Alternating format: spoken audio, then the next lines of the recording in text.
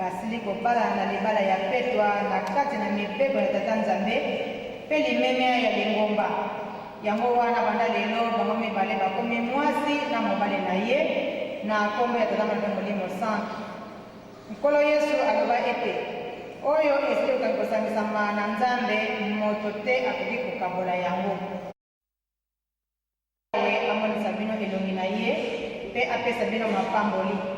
Tika Yawe abongola elongi na ye epai na bino apesa bino kimia. Tobondela.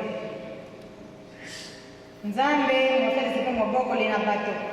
Yo ozali Nzambe na nguya mpe Nzambe na kondima.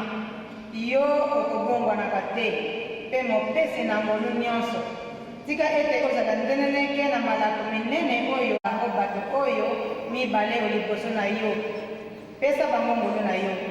Mpe kondima na yo ete babatela mibeko na yo mpe balingana mpe kotosa malako na yo. Mpe basekelisa yo tata Nzambe na nzoto na bango mpe na milimo kati na Nkolo Yesu Kristo mokonzi wa biso.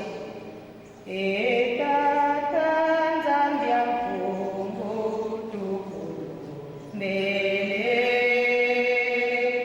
kana umbangi wa mono welu lwave